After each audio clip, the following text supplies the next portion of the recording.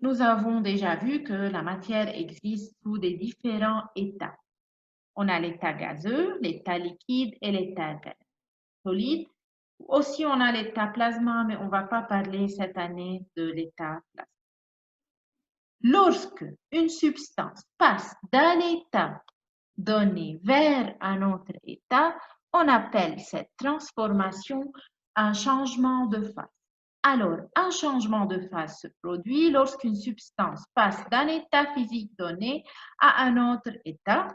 Ce passage se fait à une température constante, comme exemple l'eau, la température de fusion de l'eau est à 0 degré Celsius. Tout au long du processus de la fusion, la température appelle liquéfaction, le passage de l'état gazeux à l'état liquide, vaporisation, le passage de l'état liquide à l'état gazeux, solidification de l'état liquide à l'état solide, fusion de l'état solide à l'état liquide.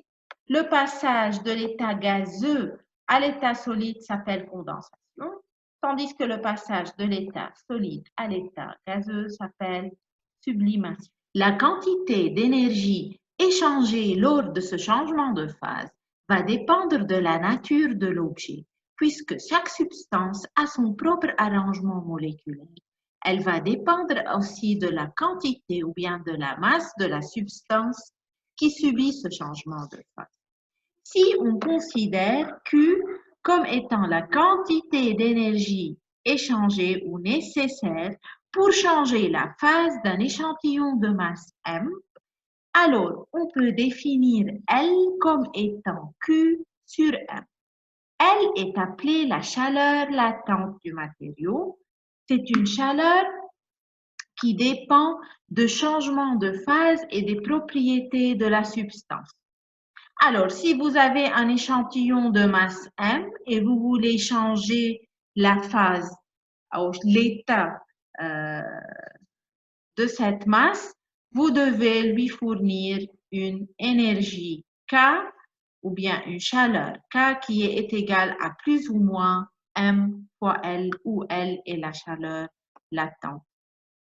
La chaleur latente dépend du type de changement de phase. Vous avez des chaleurs latentes de fusion, de sublimation, d'évaporation. On va les voir. Le signe positif est utilisé lorsque l'énergie est transférée vers le système, comme dans le cas de la fusion et de l'ébullition. Le signe négatif est utilisé lorsque l'énergie est transférée hors du système, comme dans le cas de la solidification et de la condensation. Ici, on donne quelques exemples. La chaleur latente de fusion est appelée LF. C'est le changement de la phase solide vers la phase liquide. Et la chaleur latente de vaporation LV, c'est le changement de la phase liquide à la phase gazeuse. On peut représenter les changements de phase comme des réarrangements moléculaires attribuables à un apport ou bien à une perte de chaleur. Considérons d'abord le passage de la phase liquide à la phase gazeuse. En phase liquide, les molécules sont rapprochées et leurs interactions sont plus fortes qu'en phase gazeuse, où elles sont éloignées les unes des autres. Il faut donc accomplir un travail sur le liquide pour surmonter l'interaction ou l'attraction intermoléculaire et pour éloigner les molécules les unes des autres. Durant ce processus, l'énergie cinétique moyenne des molécules et la température ne varient pas. Alors, la chaleur latente de vaporisation est l'unité et l'énergie par unité de masse nécessaire pour accomplir cette transformation. Passons au cas de la fusion. C'est le passage de l'état solide à l'état liquide. L'addition de l'énergie augmente la vibration des molécules autour de leur position d'équilibre. Au point de fusion, l'amplitude est assez grande pour séparer les liaisons entre les molécules. Les molécules, alors, peuvent se déplacer vers de nouvelles positions d'équilibre. Les molécules dans un liquide sont moins liées que dans un solide. Alors, l'énergie thermique nécessaire à la fusion complète d'une masse donnée d'un solide est égale à la quantité de travail qu'il faut accomplir pour rompre les liens intermoléculaires et pour transformer la masse d'une structure ordonnée vers un état désordonné. LF, qui est la chaleur latente de fusion, est l'énergie par unité de masse nécessaire à la fusion. Ici, une petite remarque, une petite comparaison entre la chaleur latente de fusion et la chaleur latente de vaporisation.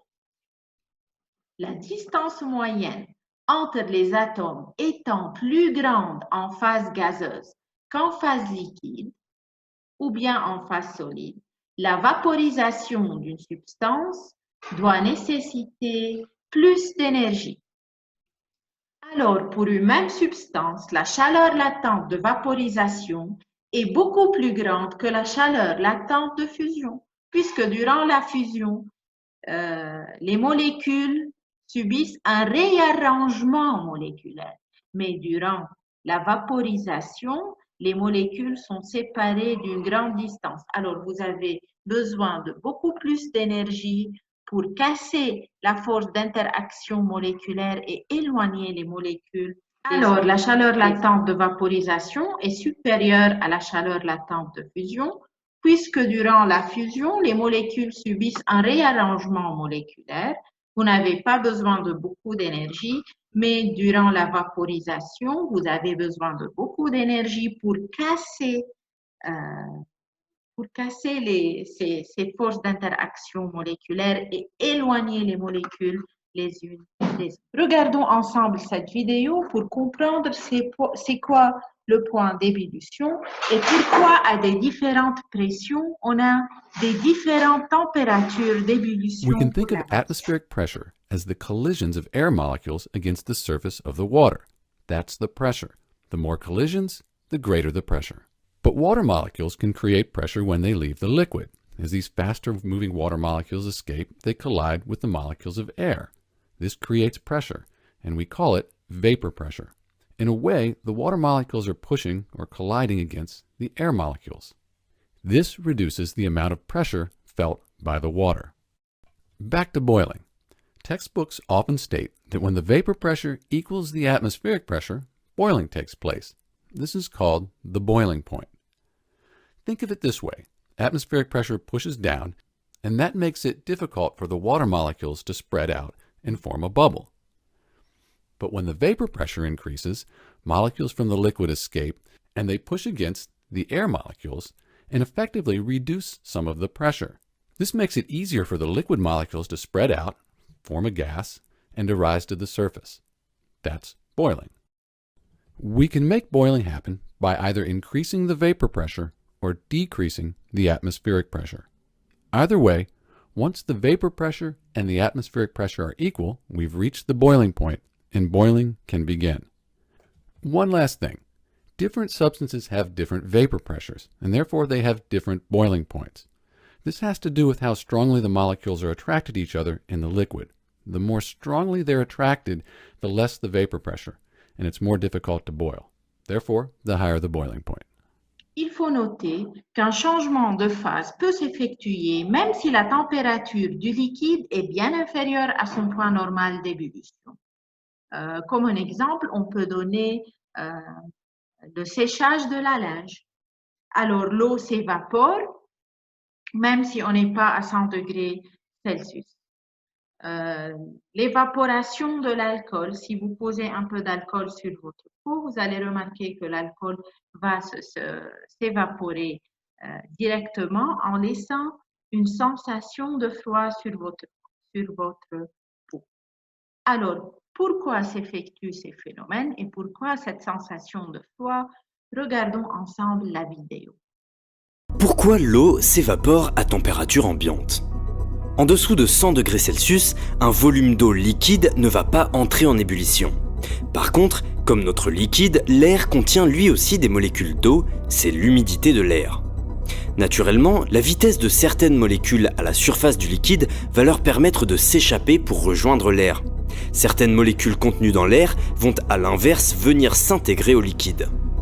Lorsque l'humidité de l'air est de 100%, il y a équilibre entre le nombre de molécules qui arrivent dans le liquide et celles qui s'en échappent. Mais en général, l'air est beaucoup plus sec, il y a donc davantage de molécules qui s'échappent du liquide que de molécules qui y retournent, et ainsi le liquide s'évapore.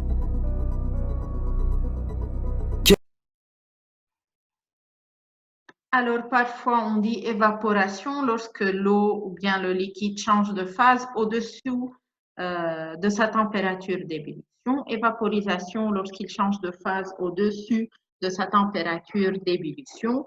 Lorsqu'on parle d'une évaporation, les molécules ont besoin d'assurer l'énergie nécessaire à leur vaporisation. Alors, ils prennent cette énergie ou bien des molécules qui les entourent ou bien du milieu ambiant. C'est pourquoi l'eau a tendance à refroidir une surface lorsqu'elle s'évapore. Lorsqu'on met d'alcool sur notre main, lorsque l'alcool s'évapore, alors il prend l'énergie de notre main pour que les molécules puissent s'évaporer, il laisse votre main froide. نفس الشيء إذا بتشوفوا كلب كتير تعبان وعم يركض لا بيمد لسانه لبرا حتى يبورد لأنه la salive va s'évaporer de sa langue et elle va laisser sur sa langue une sensation du froid. نفس الشيء الغسيل وقت ينشف يكون حرارته sa température أقل من la température ambiante لأنه les molécules du liquide ont pris l'énergie de leur environnement pour pouvoir s'échapper ou يعملوا vaporisation, alors ils laissent le milieu plus froid.